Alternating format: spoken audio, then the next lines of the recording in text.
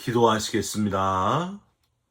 하나님 아버지 감사합니다. 오늘도 새로운 날 새 아침을 주셔서 주님 앞에 엎드려 예배하고 기도하고 말씀을 묵상함으로 하루를 출발하게 하시니 감사드립니다. 헛된 것, 안개와 같은 것들에 우리의 인생을 걸지 말고 살아계신 분, 영원까지 존재하시는 하나님을 붙드는 지혜로운 길을 걸어가는 우리 모두가 되게 하여 주옵소서. 주님과 동행하는 기쁨을 놓치지 않게 하여 주옵시고 세상에서 얻을 수 없는 평안과 은혜로 채워 주시옵소서. 예수 그리스도의 이름으로 기도 올리옵나이다. 아멘. 오늘 말씀은 데살로니가전서 1장 1절부터 10절까지의 말씀입니다.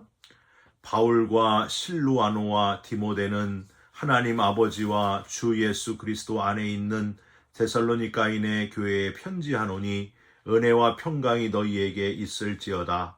우리가 너희 모두로 말미암아 항상 하나님께 감사하며 기도할 때에 너희를 기억함은 너희의 믿음의 역사와 사랑의 수고와 우리 주 예수 그리스도에 대한 소망의 인내를 우리 하나님 아버지 앞에서 끊임없이 기억함이니 하나님의 사랑하심을 받은 형제들아 너희를 택하심을 아노라. 이는 우리 복음이 너희에게 말로만 이른 것이 아니라 또한 능력과 성령과 큰 확신으로 된 것임이라. 우리가 너희 가운데서 너희를 위하여 어떤 사람이 된 것은 너희가 아는 바와 같으니라. 또 너희는 많은 환난 가운데서 성령의 기쁨으로 말씀을 받아 우리와 주를 본받은 자가 되었으니 그러므로 너희가 마게도냐와 아가야에 있는 모든 믿는 자의 본이 되었느니라. 주의 말씀이 너희에게로부터 마게도냐와 아가야에만 들릴 뿐 아니라 하나님을 향하는 너희 믿음의 소문이 각처에 퍼졌으므로 우리는 아무 말도 할 것이 없노라. 그들이 우리에 대하여 스스로 말하기를 우리가 어떻게 너희 가운데에 들어갔는지와 너희가 어떻게 우상을 버리고 하나님께로 돌아와서 살아계시고 참되신 하나님을 섬기는지와 또 죽은 자들 가운데서 다시 살리신 그의 아들이 하늘로부터 강림하실 것을 너희가 어떻게 기다리는지를 말하니 이는 장래의 노하심에서 우리를 건지시는 예수시니라. 아멘. 오늘은 데살로니가전서 1장 1절부터 10절까지의 말씀으로 우리가 기뻐해야 할 것은 이라는 제목의 말씀을 함께 나누고 기도하는 시간을 갖겠습니다. 브라질의 후안 까룰루스 오르티즈 목사님이 자신의 제자 사역에 대해서 이런 말씀을 하셨습니다. 내가 부에노스 아이레스의 교회에 부임했을 때 교인 수는 184명이었다. 교역자들은 그때부터 정신없이 일을 해야 했다. 2년 동안 극성스러운 조직과 전도 덕분에 교인 수는 무려 600명을 헤아리게 되었다. 그러니까 3배나 교세를 확장시킨 셈이다. 그러나 그 이면에 나는 뭔가 잘못되었다는 것을 느꼈다. 마침내 나는 모든 것에서 손을 떼기로 결정했다. 나는 한적한 곳으로 가서 기도와 묵상에 전념했다. 성령님께서 나를 깨트리기 시작했다. 너는 코카콜라 회사가 코카콜라를 파는 것과 똑같은 방식으로 리더스 다이제스트사가 잡지를 파는 것과 똑같은 방법으로 복음을 전하고 있구나. 너는 학교에서 배운 모든 술수를 쓰고 있다. 도대체 네가 하는 일들 가운데 나의 손길을 찾아볼 수 있겠느냐? 라고 그분이 말씀하셨다. 너는 자라나고 있지를 않다. 내 생각에 내가 교인 수를 200명에서 600명으로 늘렸다고 해서 잘하고 있다고 생각하는 모양인데 그것은 잘하는 것이 아니라 살쪄가는 것이다. 우리는 성장이라는 말과 부흥이라는 말을 참 많이 사용합니다. 그래서 기도할 때에 하나님 우리 교회에 부흥을 주옵소서. 우리 교회에 성장하게 하여 주옵소서. 이렇게 기도를 하는데 놓치지 말아야 될 것은 살찌는 성장이 되어서는 안 되고 성숙한 성장이 되어야 한다는 겁니다. 마치 어린아이가 몸 덩치만 커지는 것이 아니라 지혜가 자라나고 인격도 함께 자라나야 하듯이 우리가 진정한 그리스도인의 성장, 교회의 성장을 목표로 한다면 달라야 한다는 겁니다. 한 사람 한 사람이 신앙적으로 장성해지는 성숙의 성장이 필요하다고 하는 거예요. 여러분, 오늘부터라도 기도를 한번 바꿔보시길 바랍니다. 하나님, 우리 교회가 그냥 성장하게 아니라 건강하게 성장하게 하여 주옵소서. 하나님, 우리 교회가 성숙하게 부흥하게 하여 주시옵소서. 바로 내가 건강하고 성숙하게 점점 더 부흥하는 그 주역이 되게 하여 주시옵소서. 그렇게 기도하시고 그 기도가 이루어질 줄 믿습니다. 여러분, 데살로니가 전서는요, 신약 성경 27권 중에서 가장 먼저 기록된 성경입니다. 바울이 데살로니가 교인들에 대한 소식을 디모데를 통해서 들었어요. 데살로니가 교회의 역사가 짧지만 그 교회 안에 굳건한 믿음을 가진 자들이 많다. 그리고 영혼들의 놀라운 변화의 역사가 일어나는 소식을 들을 때에 데살로니가 교회는 참 성숙한, 잘 성장, 건강한 성숙한 성장을 하고 있구나 하고 칭찬하고 있는 내용이 바로 이 데살로니가 전서입니다. 그리고 주님의 재림을 기다리는 자들이 꼭 이걸 알아야 된다 하고 또 다른 메시지를 첨부하고 있습니다. 좀 더 자세히 살펴보시면서 바울이 구체적으로 어떻게 데살로니가 교회의 성장을 칭찬하고 있는지를 한번 잘 발견하시고 교훈을 얻게 되는 저와 여러분들이 됐으면 좋겠습니다. 바울은 요한계시록에 나오는 소아시아 7교회 중에 빌라델피아 교회처럼 데살로니가 교회를 성장하고 있다고 잘 칭찬하고 있습니다. 그래서 여러분 1절 인사를 한 후에 2절을 보십시오. 우리가 너희 모두로 말미암아 항상 하나님께 감사하며 기도할 때에 너희를 기억함은으로 시작을 해가지고 7절에 그러므로 너희가 마게도냐와 아가야에 있는 모든 믿는 자의 본이 되었느니라 라고 칭찬하고 있습니다. 여러분, 여기 믿는 자의 본이 되었다, 이 표현은요, 너무 자랑스럽고 너무 흐뭇해서 하는 그런 표현입니다. 여러분, 선생님이 학생들 중에 이제 한 명에게 뭘 시켜요. 근데 너무 잘했어요. 그러면 그 선생님이 학생을 앞으로 나와서 세우죠. 얘들아, 이 학생처럼만 하면 된다 하고 모든 학생들의 표본, 모델이 되지 않습니까? 얘처럼 하면 된다. 바로 그런 거라는 거예요. 데살로니가 교회가 얼마나 탁월했는지 모든 교회의 본이 된다, 이렇게 칭찬하고 있습니다. 여러분, 하나님이 아브라함을 어떻게 칭찬하셨어요? 열국의 아버지가 되리라. 사라를 열국의 어머니가 되리라. 그 아브라함의 믿음을 칭찬하셨고 100살 때 낳은 아들보다 더 하나님을 사랑하는 것을 칭찬하시지 않았습니까? 바로 그겁니다. 욥에 대해서는 사탄에게 자랑하고 싶어 하실 정도로 믿는 자의 본이 된 사람이 바로 욥 아닙니까? 여러분, 저와 여러분도요, 이왕 예수 믿는 것 아브라함처럼 또 욥처럼 하나님이 자랑할 수 있는 믿음의 본이 되시기를 주님의 이름으로 부탁드립니다. 믿음의 표준, 샘플이 되시기를, 이 사람이 바로 그리스도인의 표준이다, 이렇게 칭찬받는 저와 여러분들이 됐으면 좋겠습니다. 그럼 표준이 된 데살로니가 교회의 좀 더 구체적인 특징이 뭔가? 여러분 3절을 한번 보세요.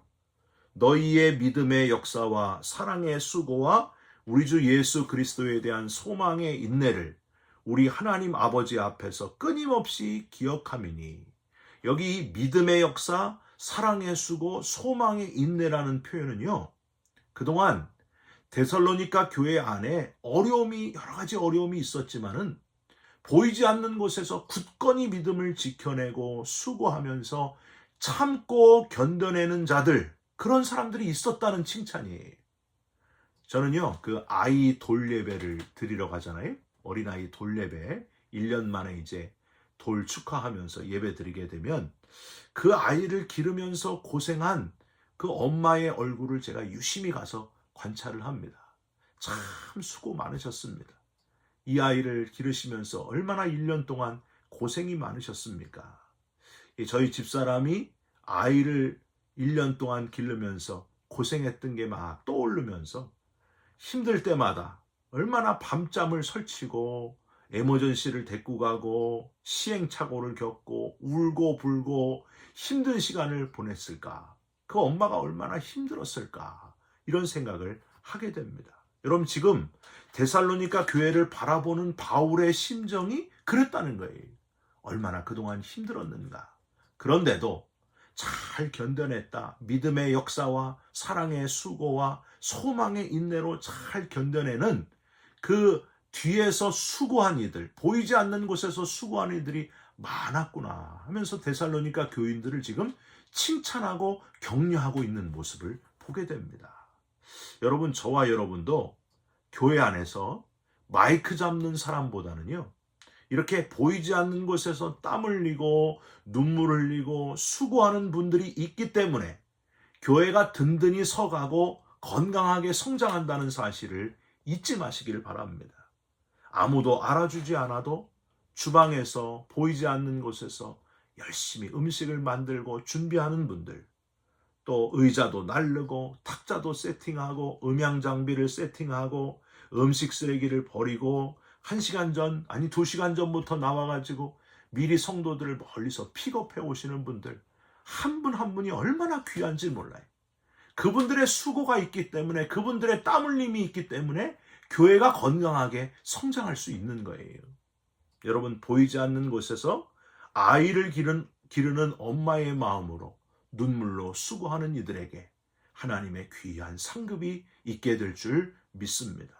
그분들 때문에 많은 교회가 건강하게 든든하게 성장해가는 데살로니가 교회가 될 수 있다는 사실을 기억하시길 바랍니다. 고린도전서 15장 58절에는 그러므로 내 사랑하는 형제들아 견고하며 흔들리지 말며 항상 주의 일에 더욱 힘쓰는 자들이 되라. 이는 너희 수고가 주 안에서 헛되지 않은 줄을 알미니라 하셨습니다. 주님 안에서 헛되지 않은 수고가 될 줄 믿습니다.